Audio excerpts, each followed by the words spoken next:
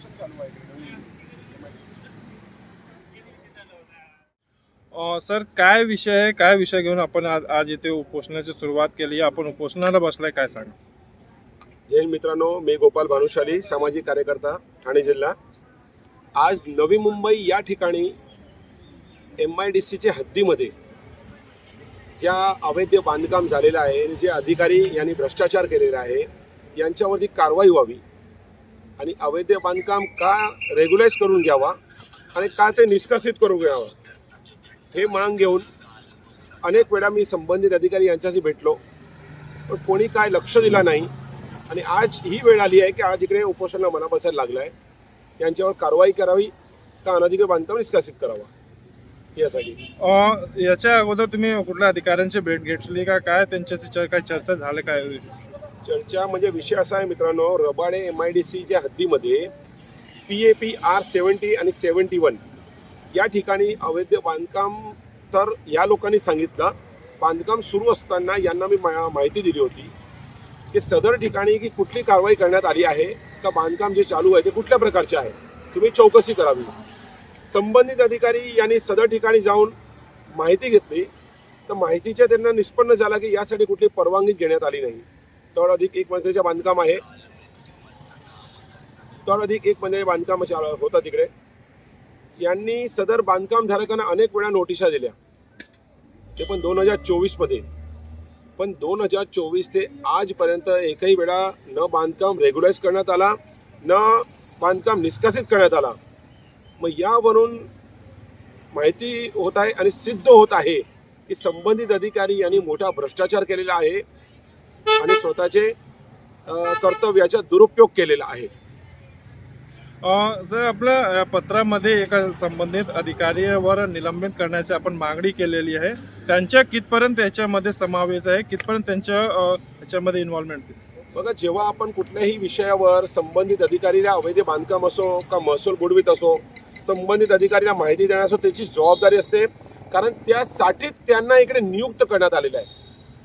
यांना इकडे घरचे काम करण्यासाठी नियुक्त, शासनाचा पगार देतो, तुम्ही घरचे काम करा का फिरा, गाडी घोडे दिलेले आहे, याच्यासाठी नाही दिले.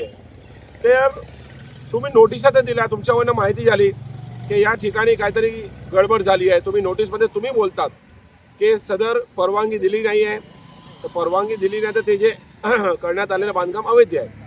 तर तुमची जबाबदारी होती ना, तर तुमची जबाबदारी यांनी पार पाडली नाही. यासाठी यांना निलंबित करणं, यासाठी आम्ही अंधेरी या ठिकाणचे जे CO आहे वेलुस्कर साहेब यांना भेटण्यासाठी गेलो, त्यांनी मुलाखत दिली नाही. या ठिकाणी जे आव्हाड साहेब करून यांचे वरिष्ठ यांना सदर विषय समजवण्यासाठी गेलो, त्यांनीही कार्यालयामध्ये असताना आम्हाला भेट दिली नाही. आणि त्यांचे खाली ज्यांच्या हद्दीमध्ये ते परिसर पडत नाही त्यांना भेटायला आम्हाला सांगितलं, गोतपगार करून ते तुम्ही त्यांना भेटा, तुम्हाला ते समजून घेणार. पण ज्यांच्या हद्दीमध्ये ते विषय पडतच नाही आहे आणि ज्या अधिकाऱ्यांनी काय कारवाईच नाही केली आहे त्यांना भेटून उपयोग काय.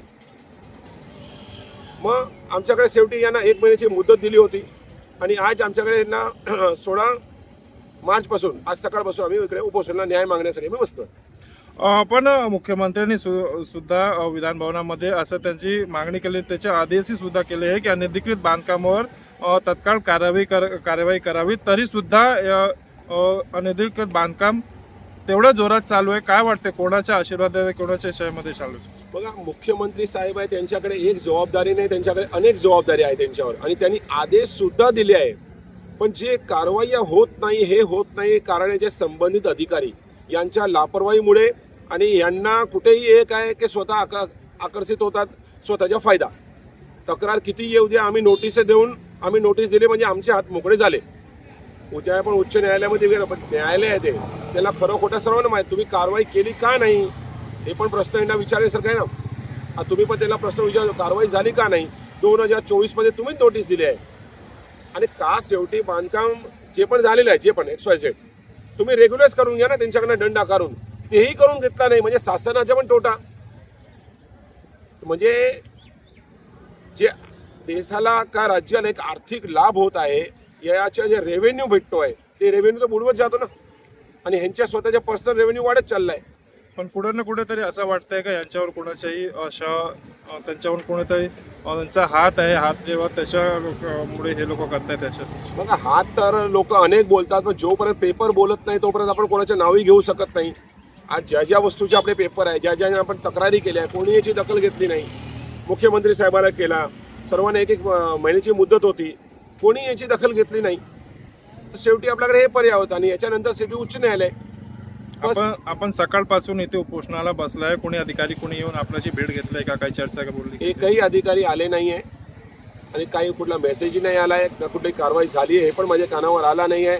नाही तर कधी कधी काय होतं, आपण जेव्हा उपोषण अनेक कार्यकर्त्यांनी केले आहे, लगेच कारवाई झाली आहे आणि सदर वस्तू डेमोलिश झाली आहे का ज्या कारणासाठी उपोषणाला बसले ते वस्तू सॉल्व्ह झाली आहे. पण इथे तर अंधाधुंद कारभारच चालू आहे. आपण उपोषणाला बसलाय, जर आपली मागणी इथे मान्य नाही झाली तर पुढच्या पाऊल काय करणार आपण?